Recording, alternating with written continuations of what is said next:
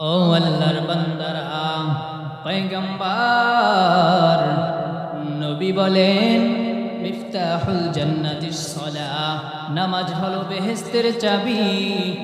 আর এই নামাজের জন্য দয়ার নবী, মায়ার নবী আমার কত কষ্ট করে গেলেন এই দ্বীনের জন্য, এই নামাজের জন্য কত কষ্ট করে গেলেন দয়ার নবী, মায়ার নবী আমার। আর আজকে আমরা এই দিন পাইয়া, এই নামাজ পাইয়া, আজকে আমরা ঠিক মতো নামাজ পড়ি না। রমজান মাস আসলে ঠিক মতো রোজাও রাখি না। ও আল্লাহর বান্দারা, ও চট্টগ্রাম এলাকার মুসলমান গো, দিলের কানটা লাগাইয়া শুনো। ও পর্দার আড়ালের আম্মা জানেরা, দিলের কানটা লাগাইয়া শুনো। দয়ার নবী, মায়ার নবী আমার এই নামাজের জন্য, এই দ্বীনের জন্য কত কষ্ট করে গেল। দয়ার নবী, মায়ার নবী আমার নামাজে দাঁড়াইয়া গেল।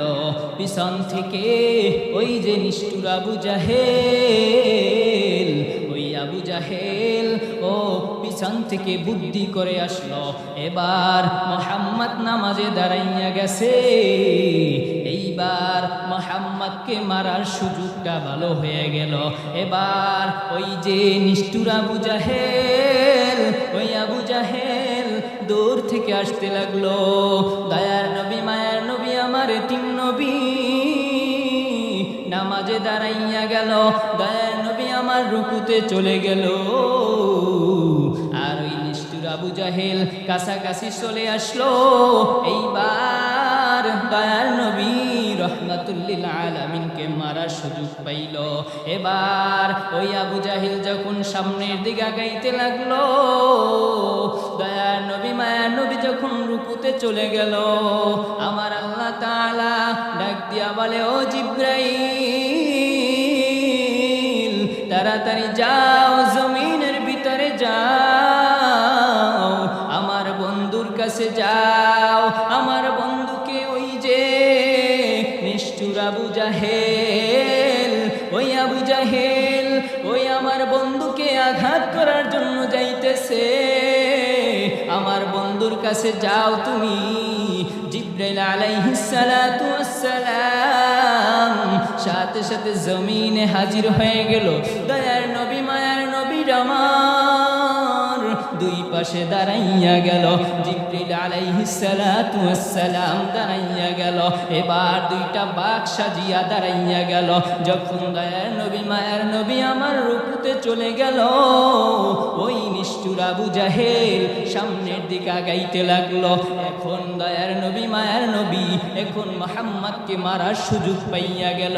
ওই আবু জাহেল যখন সামনের দিকে আগাইল, সামনে তাকাইয়া দেখে ওই যে দুইটা বাঘ, বিশাল বিশাল দুইটা বাঘ, ওই দয়ার নবী মুহাম্মাদের পাশে, দুই পাশে দাঁড়াইয়া রইছে। এই বাঘ দুইটা দেখা ওই নিষ্ঠুর আবু জাহেল ভয় পেয়ে গেল। আবার ওই বাঘে ডাক দিয়া বলে, ওই বাঘের জবান খুলিয়া দিল আল্লাহ। ওই বাঘ দুইটা ছিল ফেরেশতা, আল্লাহ রহমতের ফেরেশতা।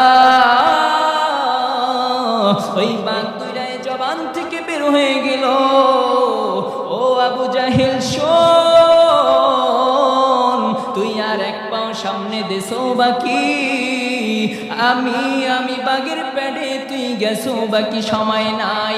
এই কথা যখন ওই বাঘে যখন বলল, নিষ্ঠুর আবু জাহেল এই কথা শোনার পর, ও আমার চট্টগ্রামের মুসলমান গো,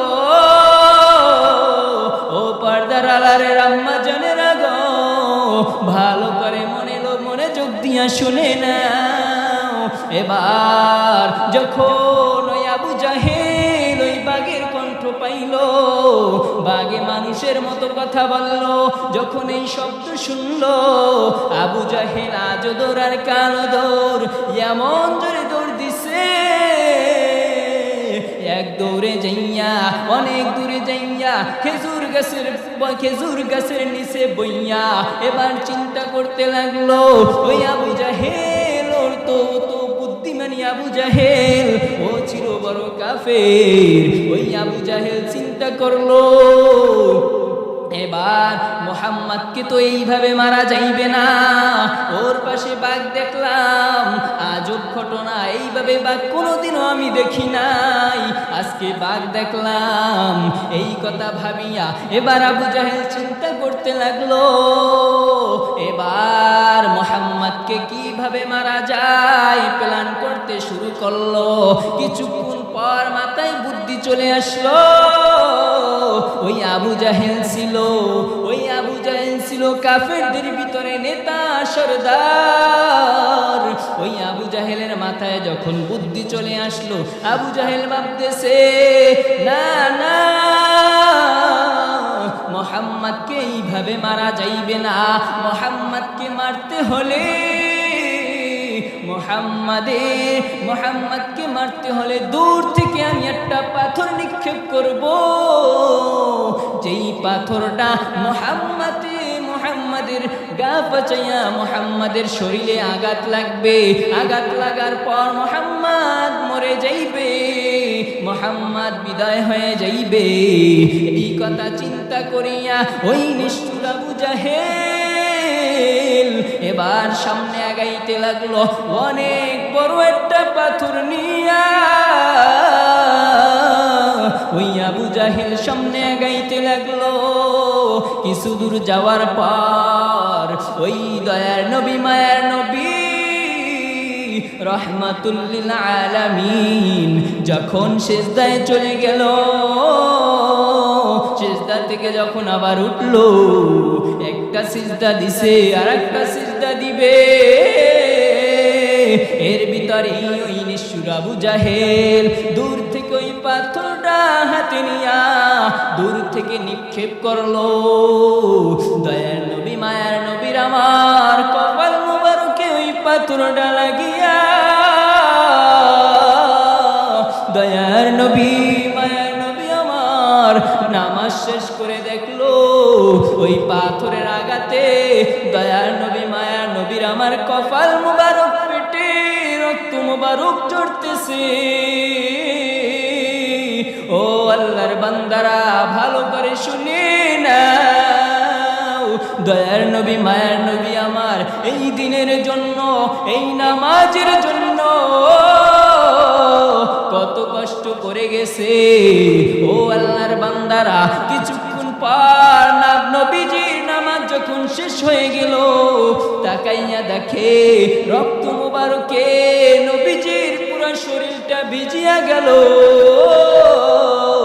এবার দয়ার নবী, মায়ার নবী আমার নামাজ শেষ করার পর ওই কপাল মুবারকে হাত লাগাইয়া এবার চেপে ধরে সামনে আগাইতে লাগলো, সামনে আগাইতে লাগলো। কিছু দূর যাওয়ার পর দয়ার নবী, মায়ার নবী আমার একটা পাহাড়ের ভিতরে যাইয়া, পাহাড়ের কিনারায় যাইয়া কপাল মুবারক চেপে ধরে কান্না করতেছে আর বলে, আমাকে কে আঘাত করলি? বিনা অপরাধে, বিনা দোষে আমি তো কাউরে কোনো ক্ষতি করলাম না, আমাকে কে আঘাত করলি? আমার কোনো অপরাধ নাই, আমি এতিম, আমার দুনিয়াতে মাও নাই, বাবাও নাই, আমাকে কে আঘাত করলি? দয়ার নবী, মায়ার নবী আমার কান্না করতেছে। নবীর কান্না দেখে ওই বনের হরিণ, ওই বনের বাঘগুলো, যেই বাঘ হরিণ দেখলে হরিণকে লড়াইতো, হরিণকে ধরতো, আর ওই বাঘ ওই হরিণী একসাথে এসে দয়ার নবী, মায়ার নবীর আমার কাছে এসে নবীজির কান্না দেখতেছে আর ছুটাছুটি করতেছে, হরিণী পর্যন্ত কান্না করতেছে। রে আল্লাহর বান্দারা, ওই বনের হরিণ, বনের বাঘ পর্যন্ত বনের পশু পাখি পর্যন্ত আমার দয়ার নবী মায়ের নবীকে চিনল। আর আমরা মানুষ হইয়া, আমরা সেই নবীর উম্মত হইয়া আজকে আমরা নবীকে চিনতে পারলাম না রে মুমিন। ও আল্লাহর বান্দারা,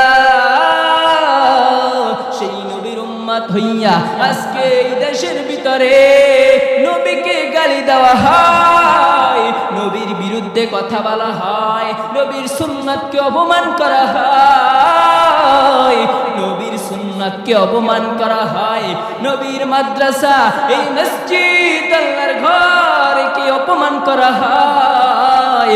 ও আল্লাহর বান্দারা, শুনে রাখো, আমি নাস্তিকদেরকে বলে যাই, ও নাস্তিক শুনে রাখ, যতই মাদ্রাসা মসজিদ বন্ধ করার চেষ্টা করো না কেন, নবীর সুন্নাতকে অপমান করো না কেন, আল্লাহ কিন্তু দেখতেছে, আল্লাহ তোদেরকে ছাড়বে না। ফিরআউনকে কিন্তু আল্লাহ ছাড়ে নাই, নমরুদকে কিন্তু আল্লাহ ছাড়ে নাই, ওদের মতো তোদেরও আল্লাহ তাআলা ধরবেন। কথা বলেন ঠিক কিনা? ও আল্লাহর বান্দারা, ও নবীর উম্মতের দল, আজকে নবীর বিরুদ্ধে কথা বলা হয়, আজকে নবীকে গালি দেওয়া হয়, নবীর সুন্নাতকে অপমান করা হয়। ওই নাস্তিকদেরকে বলতে চাই, আল্লাহ তো বলে দিয়েছেন কালামুল্লাহ শরীফের ভিতরে, ইন্না নাহনু নাযালনা যিকরা ওয়া ইন্না লাহু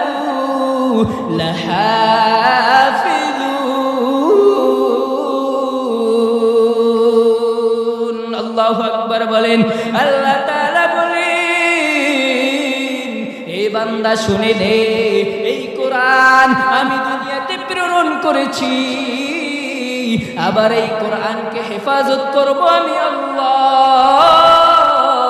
অথচ নাস্তিকদেরকে বলে যাই আমি, ও নাস্তিকরা শুনে নে, এই কোরআনের বিরুদ্ধে যতই কথা বলো, এই কোরআনকে ধ্বংস করতে পারবি না, এই কোরআনিওয়ালা মাদ্রাসা মসজিদ ধ্বংস করতে পারবি না।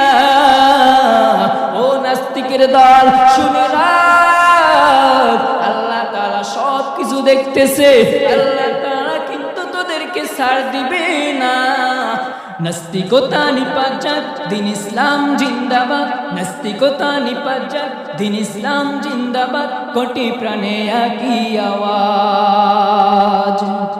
নাস্তিকতা নিপাত যাক, দিন ইসলাম জিন্দাবাদ, নাস্তিকতা নিপাত যাক, দিন ইসলাম জিন্দাবাদ, কোটি প্রাণে একই আওয়াজ। খোদার দহি ছাড় পাবে না, এই বাংলায় ঠাঁই হবে না, মুসলমানরা জেগেছে আজ। কথা বলেন ঠিক কিনা? চলো চলো সামনে চলো, বজ্রে কণ্ঠে আওয়াজ তুলো, তুলো তুলো একই তালে দাও না স্লোগান, নারায়ে তাকবীর আল্লাহু আকবার, নারায়ে তাকবীর আল্লাহু আকবার। চলো চলো সামনে চলো, বজ্রে কণ্ঠে আওয়াজ তুলো, তুলো তুলো আওয়াজ তুলো, একই তালে দাও না স্লোগান, নারায়ে তাকবীর আল্লাহু আকবার, নারায়ে তাকবীর। জোরে বলেন, নারায়ে তাকবীর আল্লাহু আকবার। মুসলমানের এই দেশেতে নাস্তিকদের ঠাঁই নাই, নাস্তিকদের পক্ষে যারা তাদের কোনো রক্ষা নাই। কথা বলেন ঠিক কিনা?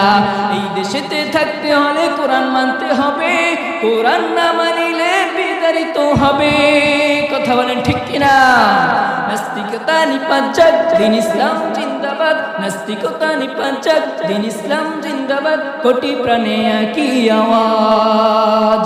খোদার দহি ছাড় পাবে না, এই বাংলায় ঠাঁই হবে না, মুসলমানরা জেগেছে আজ। চলো চলো সামনে চলো, বজ্রে কণ্ঠে আওয়াজ তুলো, তুলো তুলো আওয়াজ তুলো, একই তালে দাও না স্লোগান, নারায়ে তাকবীর আল্লাহু আকবার, নারায়ে তাকবীর আল্লাহু আকবার। দিন ইসলাম জিন্দাবাদ জিন্দাবাদ, জুড়ে দিন ইসলাম